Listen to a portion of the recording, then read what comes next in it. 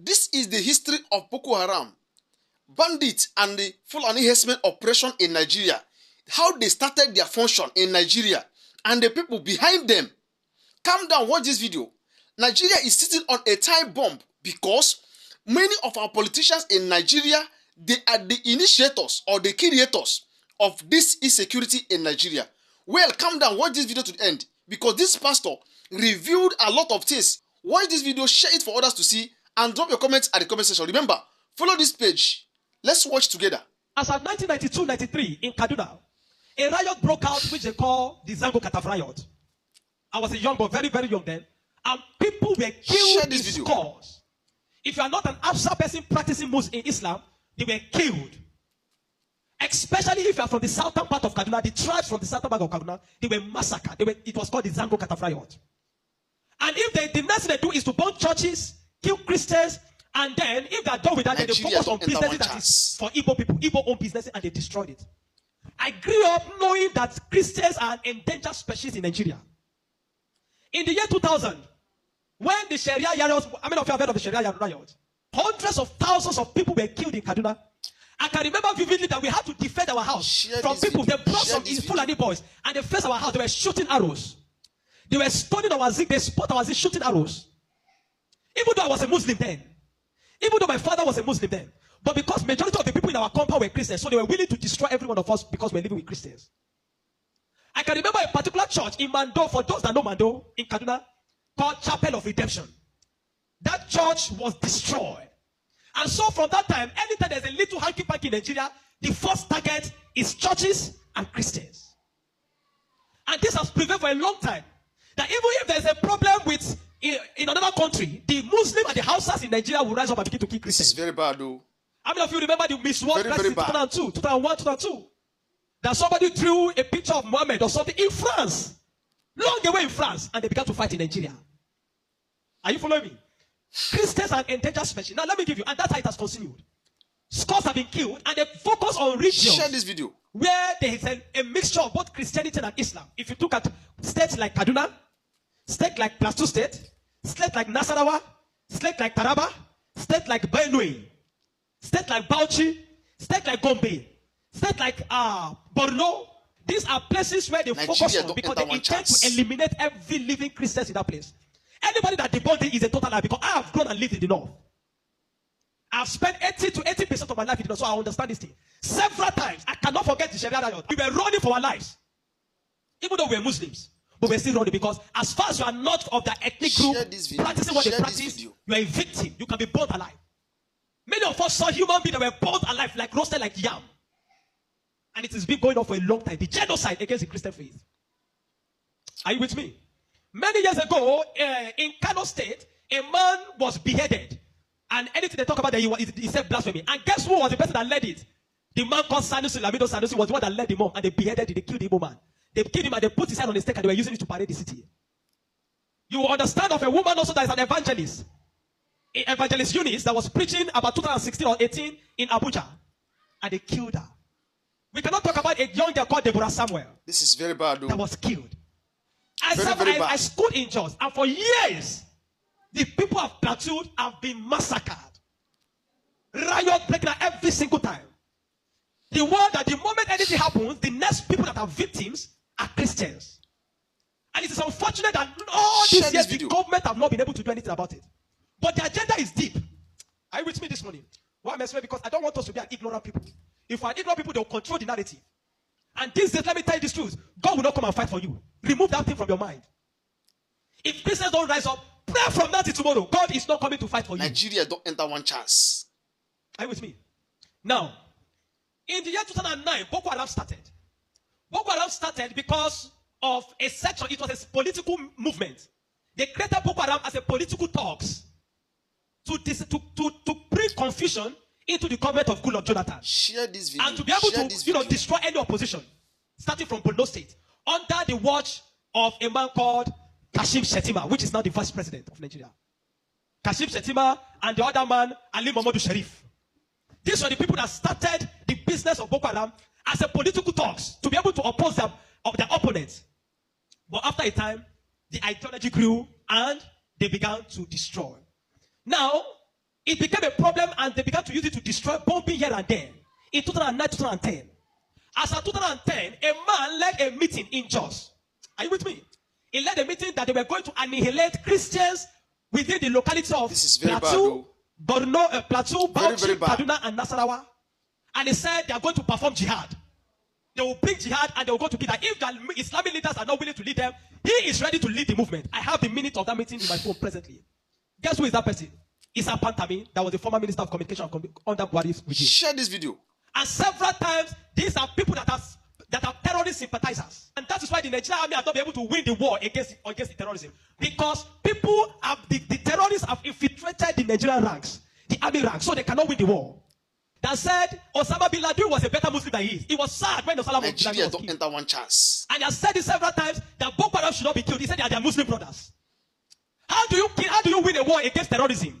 Where there are people high in government that are sympathizers to terrorism. How do you win that war? Now, there are 4 categories of insecurity or people that are causing insecurity. Number 1, you have Boko Haram. Number 2, you have bandits. Number 3, you have Fulani herdsmen. Now I'm going to show you how they are connected. Many people don't know. The Boko Haram and the Fulani herdsmen have one mission. The mission is simple: Islamize Nigeria. Come to a territory that are Christian dominated, kill everybody there, occupy their land. Go to Benue, look for a community, kill them there, occupy their land. That's always me. Boko Haram and the Fulani herdsmen. Have you noticed that Fulani herdsmen they don't kidnap, they kill? There's hardly a place you hear that Fulani herdsmen capture that they say these are Fulani herdsmen. No, when they go, they kill. How do they kill? They kill with guns. You must now ask yourself, how does a Fulani man get AK-47? Do you know the cost of one AK-47? This is very bad. Though. One AK-47 is over 1,000 something dollars. Very bad. Where will a Fulani man be able to obtain to get one AK-47? Are you with me? And now, so you will know that there are people that are sponsoring this movement. Then the Boko Haram and the Fulani, they go about Christian-dominated areas. You will understand that when this terrorism started in Nigeria, that only people that were killed were Christian churches. You will not hear that they kill anyone. It is Christians and churches. I remember in Kaduna then that churches began to look for security men to guide their churches in every service day. Otherwise, you can be in church and the next is boom, everybody dies. And churches that don't have money to hire soldiers began to use some of their members. I was a member of the security team in my church in Deeper Life in Kaduna in 2010. Because we don't stay in the church. Once I come to the church in the morning, we stay outside, moving around patrolling, because anybody can come and drop anything. So when Boko Haram started, the majority of Muslims, the Hausa, Northern Muslims, the Hausa, they were happy. I know of people that were celebrating it. If you see them crying today, I'll tell you why. At the initial beginning of this thing, they were happy celebrating the killings of Christians. They said they are purging Nigeria of army. It was majorly on Christians and Christian-dominated areas. But when it comes to 2014, the man Buhari and APC that wanted to overthrow the government of Jonathan, by all means, decided to employ mercenaries from Niger, from Chad, from all those Fulani, from other African nations where they're Fulani, and they brought them into Nigeria. What was the goal? The goal was that if Jonathan does not concede defeat in the election, they were going to rain hell on Nigeria. So they brought in these mercenaries. This is very and bad. They equipped them with rifle, the Air-Rufais, the Buharis. Very bad. Are you with me?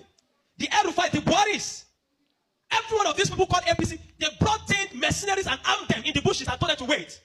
The moment Jonathan did not concede defeat in the election, they were going to start. But unfortunately for them, Goodluck knew of the assignment. He got intel about it, and because the man said his ambition does not worth the blood of millions. So the man conceded defeat and left. And so they declared APC winner. Now, you have already brought people from different parts to come and fight. But what they wanted to come and fight for did not achieve anymore. So now they left those people in the bush. They left them with guns and ammunition in the bush. And when Buhari became the president, he abandoned them. Instead of them to settle them and let them go back, they abandoned them. And the people saw Nigeria as a place that is good. And the people decided to remain in Nigeria. Those are the people that started bandits. Before, we don't have anything like bandits. Banditry started under the watch of APC, under Buhari, because they were the ones that brought them in. Kidnapping, because they needed to survive. So they started by kidnapping. Share this video. And they started by kidnapping. And they started by kidnapping. And they started by kidnapping. Over time, now, you understand that there are certain parts of this nation where there are mineral resources. Don't be an ignorant Christian. Follow me. Don't be an ignorant Christian. Don't be in a nation where you don't have understanding of what is happening. Now, there are some parts of Nigeria where there are good resources. And this is have been illegally mined by elites, the military generals, the oligarchs, the people that are the leadership of the North. They were mining these resources, and the money does not go into the federal government account. So what they do is that they employ the services of this banditry to create two things. Number one, to create diversion. This is so very when bad, you go to Zamfara, that's why you hear that they say that it's killing in Zamfara. Very, very bad. It's because of the Ilema gold mine. There is gold in Zamfara that they're mining. And so these bandits that are already in the bush, some people collaborate with them, partnered with them, and told them to see, keep creating confusion, create chaos. When you keep creating chaos, the Nigerian state and the people of Nigeria will not be able to focus on the illegal mining. Share this video. They'll be concerned about the insecurity. So the insecurity is created as a means of diversion in the north. Are you following me? It is created as a means of diverting the attention of the military and the Nigerian populace from being able to focus on the illegal mining of resources. And any part of the north where there is resources, you find that insecurity. Recently, it has started in Kwara because there's a great amount of lithium in Kwara too that they have discovered and they're mining. So they partner with the Chinese because the people that do this illegal mining are the Chinese. They partner with the Chinese to be able to. So the bandits became the security men of Chinese and all those people to protect them. So that while they're mining, they can begin to cause chaos. Because while the people are mining and they're causing chaos, kidnapping, nobody will be able to focus on what the Chinese are doing and those people illegal mining. Every single day to this moment, I'm telling you, they are mining in those places. And they will take it to an airfield in the bush and fly it out of Nigeria. They are making billions of dollars from it every day. Why people are being killed. That is why you now hear that Muslims are saying that they are killing Muslims too. What you have, it is what Buhari created. The APC Labour administration created, the banditry they created, is what is affecting the north now. Because the people they brought to come and kill Nigeria in 2015 did not succeed because good luck relinquished power to them. And now the people have become thugs. They have become tools to be used in the hand of men that are using them this is to very secure bad, their illegal gold mines. Very, very bad. And that's why you kill them too. That's why you hear that they say they are killing Muslims. Now, the Christian persecution and genocide has been there. So you find that at the other part, the Muslim and the Fulani men keep going around killing in all those parts. And the Christians and the churches have been silent for too long. This evil has prevailed in Nigeria because the righteous men have been too quiet. Share this video. If we're ever going to win against insecurity in Nigeria, Nigeria must put two things Nigeria must do. Number one, Sharia law must be completely abolished in Nigeria. Because Nigeria is not an Islamic state. Why will Nigeria, some part of Nigeria, be practicing Sharia? The law guiding them, constitutional law, that believe that if somebody deserves to die because he speaks against his God. Nigeria don't enter one how chance. somebody is not Jesus and I kill him for insulting Jesus? But somebody believes when you speak against Muhammad, you deserve to die. How do you live in a country with somebody that has that kind of mentality? The military have become complicit. They are compromised.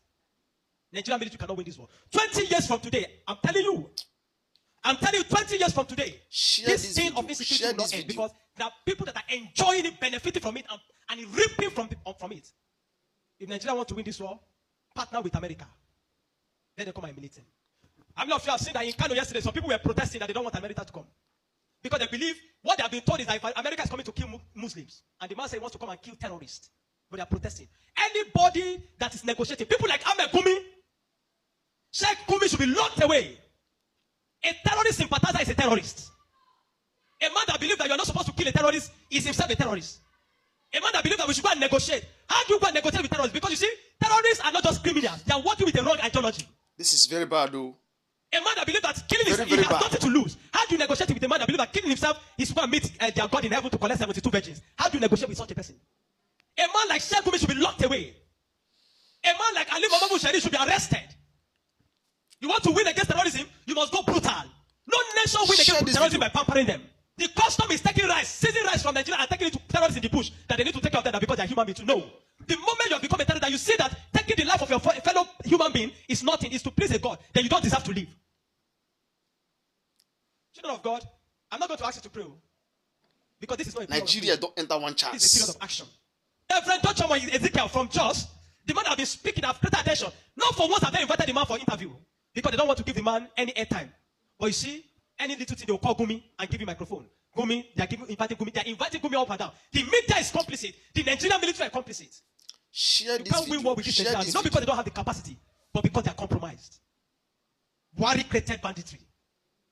The people like Gumi and the rest of them, they are the people that facilitated the idea of Boko Haram.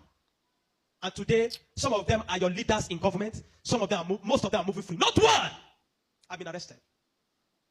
Kabiru Sokoto that bombed Nyanyan in 2011. When they rearrested him, guess where they caught him? In the house of Shetima in Abuja.